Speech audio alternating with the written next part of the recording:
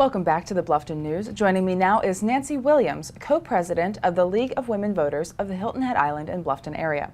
Nancy, welcome. Thank you. Happy to be here. So please tell us, what is the League of Women Voters Vote411 website? I know that's the big topic for the day. Yes, it is. And in anticipation of the November midterm elections, the League of Women Voters has launched 411 as a Vote 411 as a public service, essentially to help voters navigate what's sure to be a crowded field of candidates and election issues. But it's a one-stop, online, factual source of candidate and election information. You go to this site, you can find out where you vote, when you vote, who will be on your ballot. And the best part of all is that you will be able to compare candidates' qualifications and candidates' answers to questions that we've asked them side by side. Now, viewers, that URL is on your screen there, so make sure you check it out. Nancy, tell us, how can it be accessed? So you have the URL, you go there. Is it fairly user-friendly? Yes, it is. You simply type into your browser for vote411.org, or you can go to the League of Women Voters website and get access to it. Once you get to the 411 site, though, what you do is you enter your address, and this is very important because once the system knows your address, it can pull up the precinct you vote in, and we'll have access to the races that will also be on your ballot. So let's talk a little bit about the information that's on there. You gave us a great overview, but will it have information for primaries and any runoff elections? Yes, it will. The one thing that will be slightly different for primaries is that you will need to select the party in which you want to vote, although you can inspect the ballots of both parties.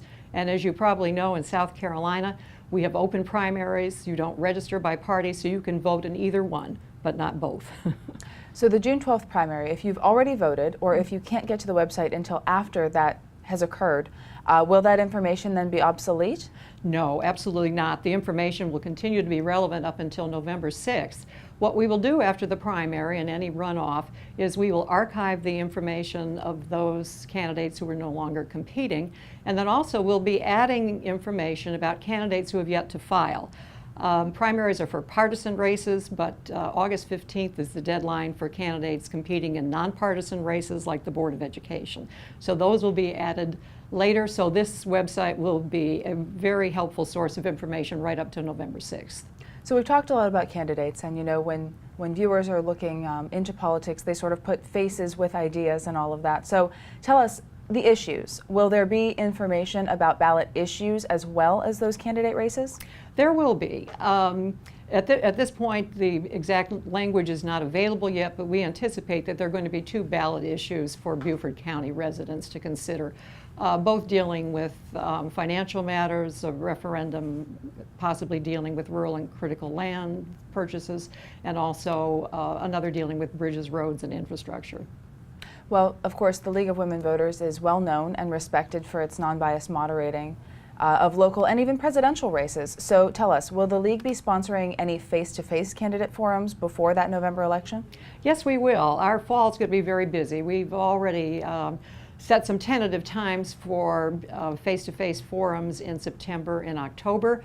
We anticipate having forums for the South Carolina House districts, for the county council positions in the southern part of the county, for the Board of Education, the southern part of the county, for U.S. Congressional District number 1, and possibly others.